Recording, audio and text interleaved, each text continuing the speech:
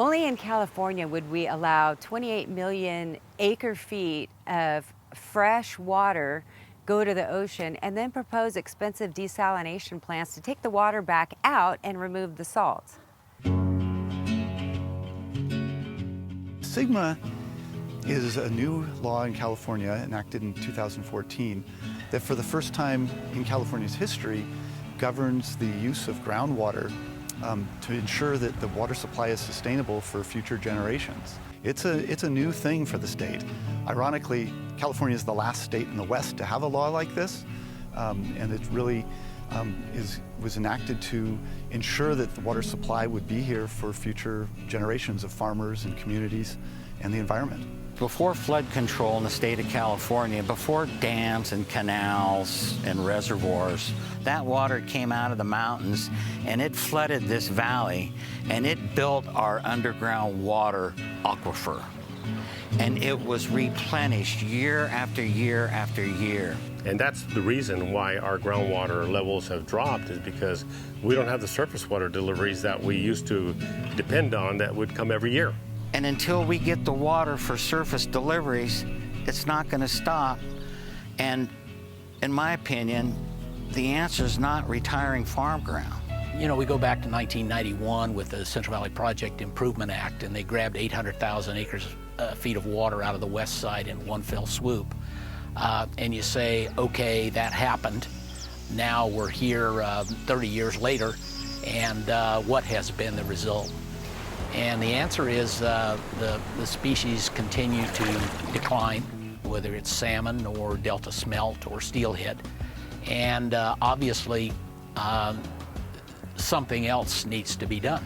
We do depend here in this county on 20%, about 5,000 acre-feet of water, and we know after the last 2 decades that that's about all you can depend on your state water contract. My concern started before I was aware SGMA was being discussed.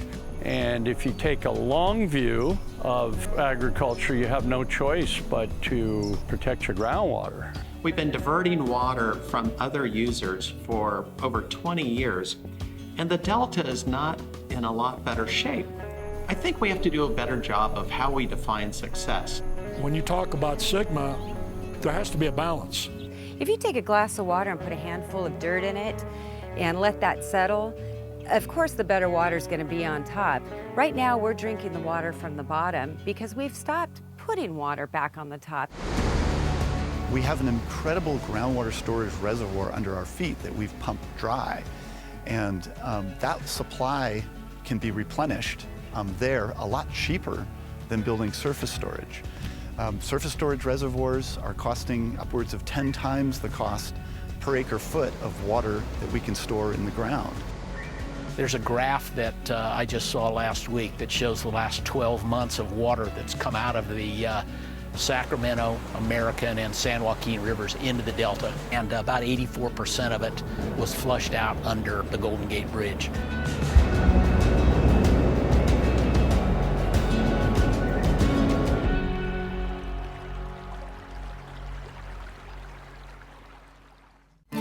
Production funding for American Grown, My Job Depends on Ag, provided by James G. Parker Insurance Associates, helping to protect and grow Valley agribusiness in California for over 40 years.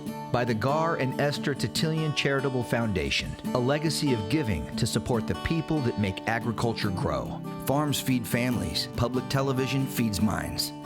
By Brent, Professional Agriculture, supporting the heroes that work hard to feed a hungry world every day.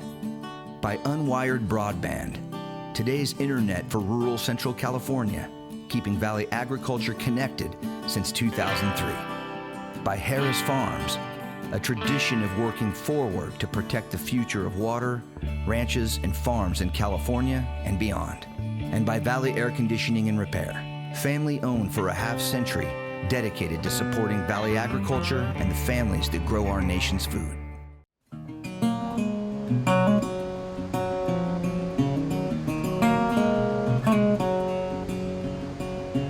So reservoirs still play an incredibly vital part in California's water supply and distribution system.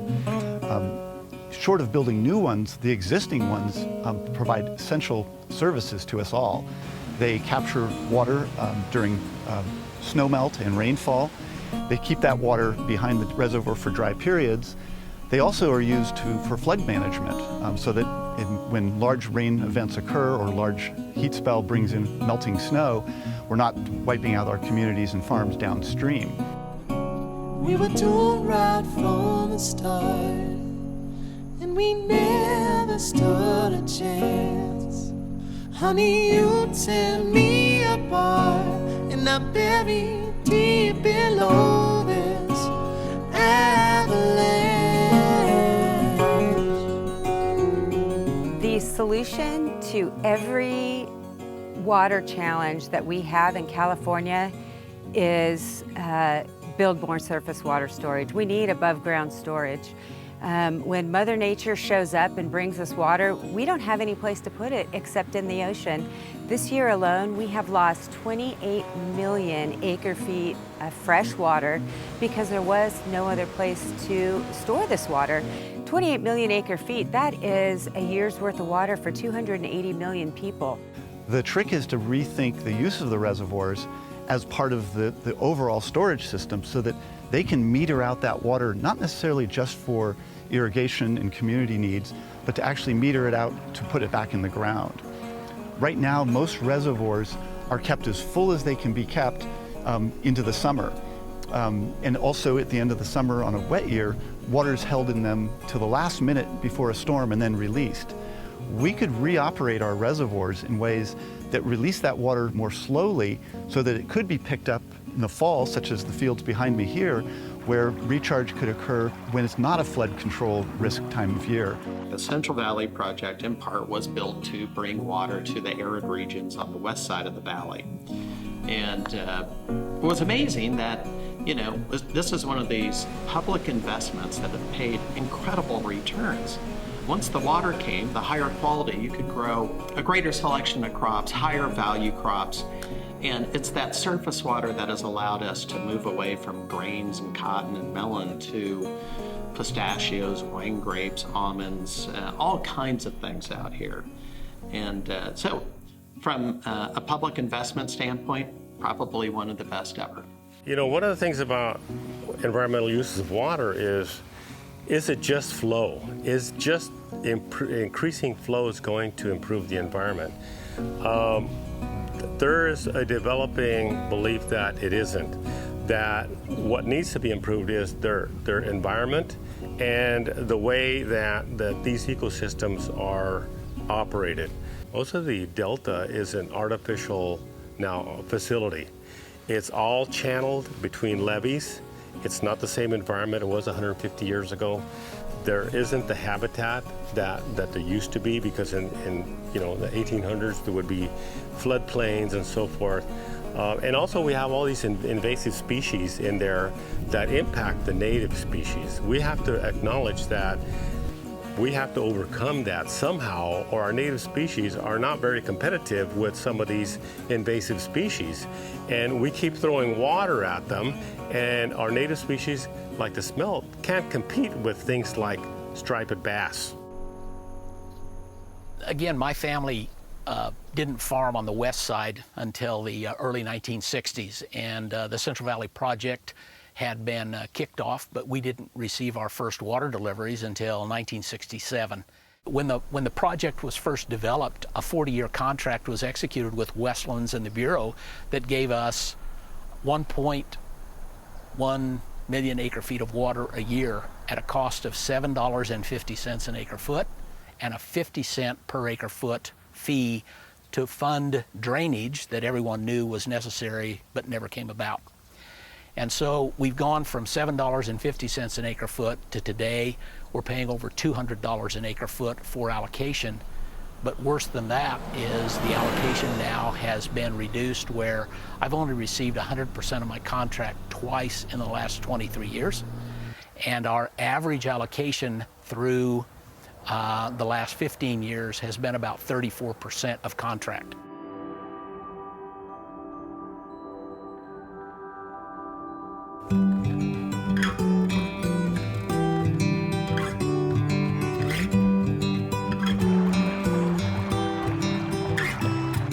Oh,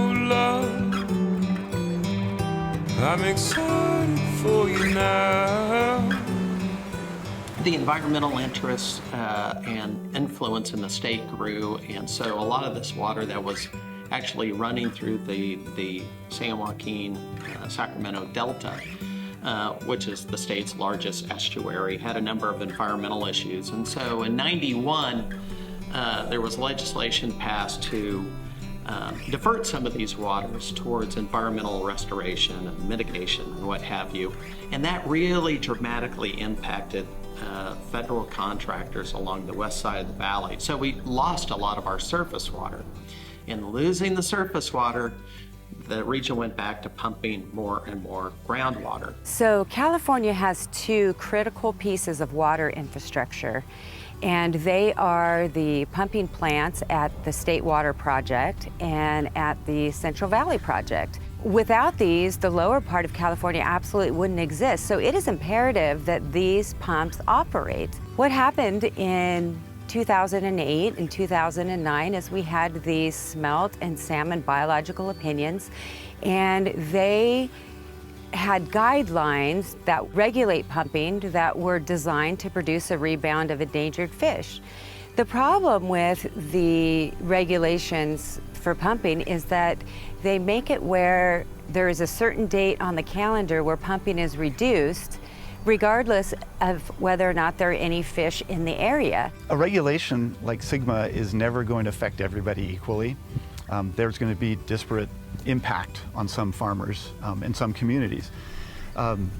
It's not necessarily a question of who's a larger farm or a smaller farm, as much as a question of where people are and what water rights they have currently to surface water. There's a lot of farms whose entire creation relied on pumping groundwater that have no access to runoff from the mountains. Those farms are the ones that are great at risk with SGMA, because they're the ones that are going to have to restrict their pumping to come into sustainability. The farms with surface water are also going to have to restrict their groundwater, but they have a second backup alternative for where they get water. So it's going to come down to those that have surface water and those that don't have surface water, and how they're going to set up trades or arrangements to be able to survive. The Sustainable Groundwater Management Act, I'll refer to it as SGMA, state legislation that was passed a couple of years ago with the goal of protecting our groundwater here in the state of California. From someone on the coast, and we're in a coastal county here in San Luis Obispo, we've always depended on our groundwater. We don't really have delivered water. All right, you guys, big day, right? Good day. What are we doing here? Harvesting some grapes, some zin.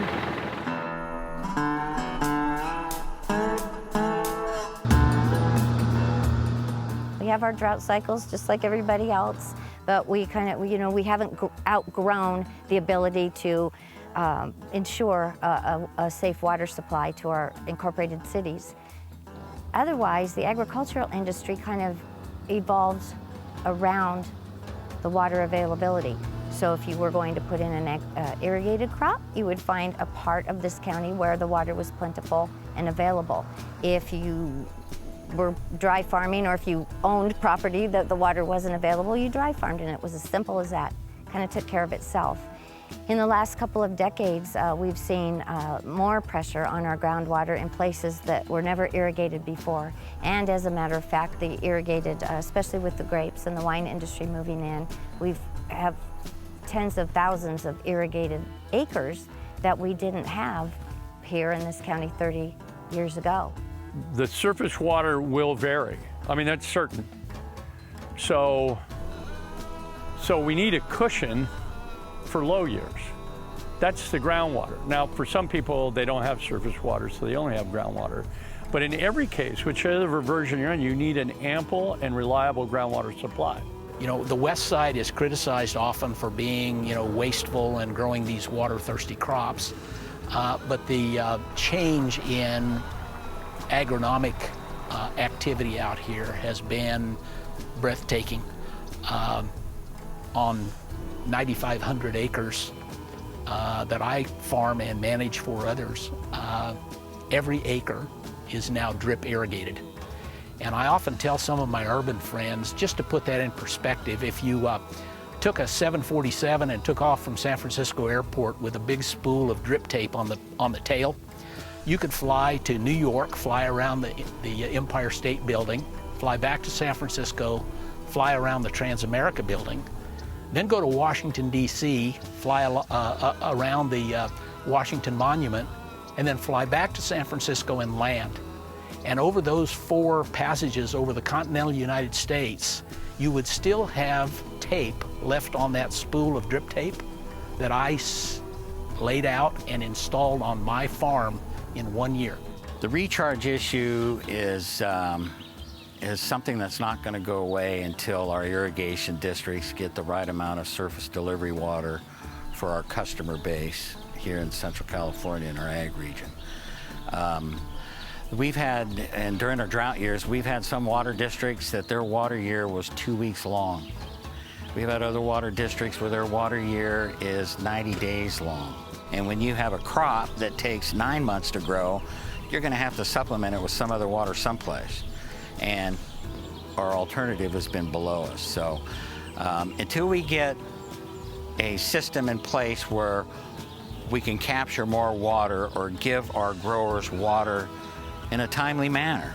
This year, again, allocations in the Westlands Water District have been limited, and we don't know how much water is available until our rainy season's over, and therefore, when additional allocation's given, it's too late.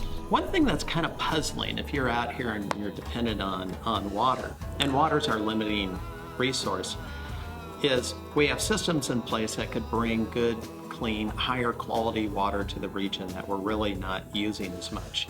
And that good, clean, quality water would allow us to grow more crops. It would allow the local communities to have greater access to higher quality drinking water.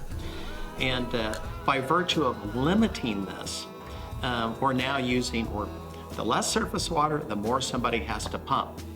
And I believe the pumping has an impact not only on how many acres we can farm and what crops, but it also has an impact on the local communities and the quality of the water that they get.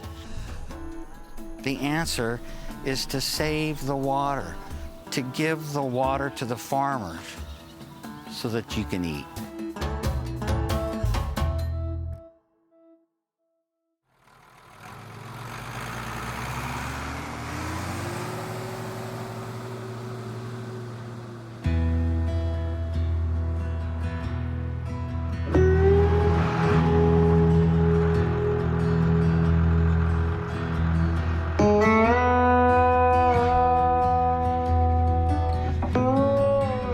So today we grow carrots year-round. We have carrots that we plant during late August, early September, and we harvest them usually during December and January. But due to the amount of rain we've had this year, everything was delayed to where we're just getting in to get these carrots out now. So the ground's hopefully dry enough to where they can get a few loads out today, and then tomorrow they're going to take 30 loads a day out until they finish. Well, I think the response from the growers to sustainable groundwater management has been the reliance on groundwater pumping, especially during extreme periods of drought when we don't have surface water supplies, or if we only have groundwater supplies to pump to irrigate our crops. So we look at the underground water as a reservoir that we can tap during droughts, during periods of low rainfall in most areas, but also in many areas like where we farm here, it's our only source of water is the groundwater. So when we talk about groundwater recharge, typically the water flows from the Sierra Nevadas down the rivers and streams and enters the underground aquifer. The underground water is linked to the surface water. So the more water that's applied to the surface on primarily the east side of the valley, where it's sandier, more porous, the water actually travels through the ground and starts to build up the groundwater in that region. From there, it tends to flow to the center of the valley, which is where we are. We're probably the low point in the valley. So the underground water will flow from the east to the west. And we've always relied on that flow to replenish our groundwater in our area. Farmers have been the water users. They've been the ones pumping the water out of the ground. They've always thought of the water being delivered to them by an irrigation district or being able to pump it for free, essentially, out of the ground. As we face water restrictions, farmers are now starting to be part of the solution to securing their own water future by capturing water when it's available on rivers and putting it back in the ground underneath their lands. So essentially, they're taking water storage into their own hands and storing it rather than waiting for someone to manage or change or build new reservoirs or build a new canal. They're making use of that water today. Okay, so we're on the carrot harvester. It takes 2 rows and it loosens underneath them, and then it actually pulls them up by the tops of the carrots. So it's really important we keep healthy tops on these carrots all the way to harvest. And as they move up the conveyor, they get it knocks the dirt off them. They come around, the carrots get the tops cut off, the tops go back into the ground, the carrots fall on the chains, and they come down underground underneath us, and they end up in the truck that drives along parallel to the harvester here.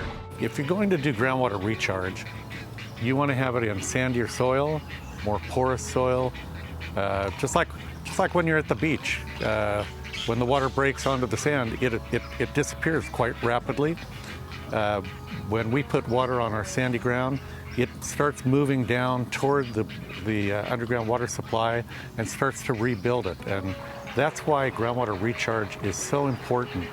It gives an avenue for the water to reach the surface water to reach the groundwater and start replenishing our supplies. We have tremendous storage capacity really right under our feet. This is actually on this side of the road is all white area, which means it's no district, county jurisdiction. So it's a real issue for us out here because we rely 100% on groundwater.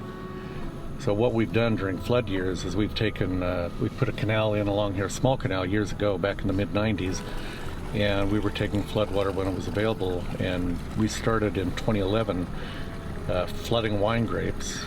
Our neighbor thought we were crazy to do it, but we flooded wine grapes for probably 5 months during the spring, and we're able to put water back to the groundwater by doing that.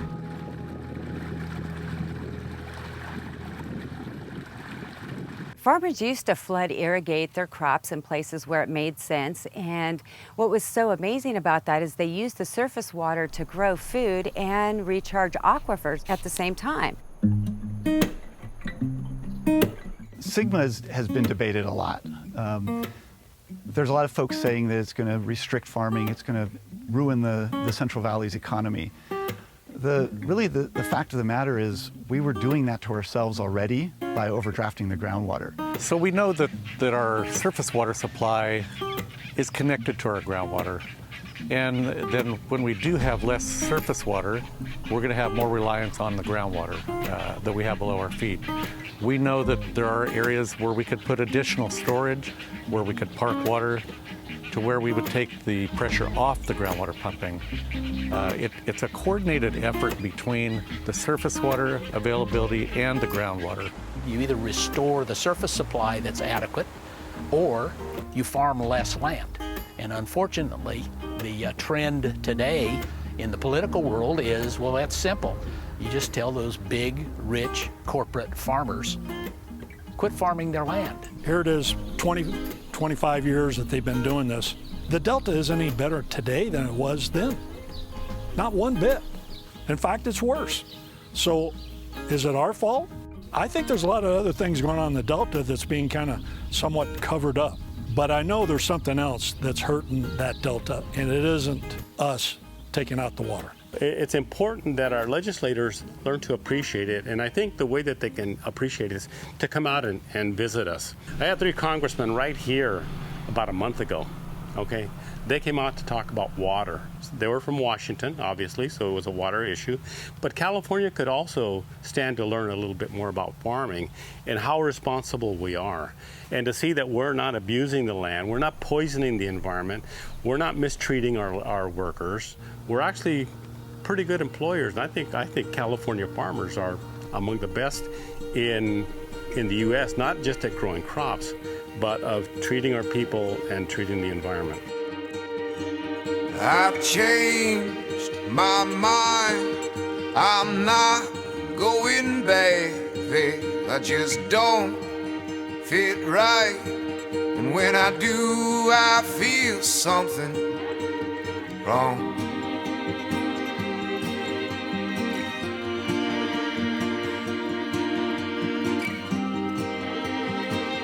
I feel something wrong. Production funding for American Grown, My Job Depends on Ag. Provided by James G. Parker Insurance Associates. Helping to protect and grow Valley agribusiness in California for over 40 years. By the Gar and Esther Titillion Charitable Foundation, a legacy of giving to support the people that make agriculture grow. Farms feed families, public television feeds minds. By Brent, Professional Agriculture, supporting the heroes that work hard to feed a hungry world every day. By Unwired Broadband, today's internet for rural Central California, keeping Valley agriculture connected since 2003. By Harris Farms, a tradition of working forward to protect the future of water, ranches, and farms in California and beyond. And by Valley Air Conditioning and Repair, family-owned for a half-century, dedicated to supporting Valley agriculture and the families that grow our nation's food.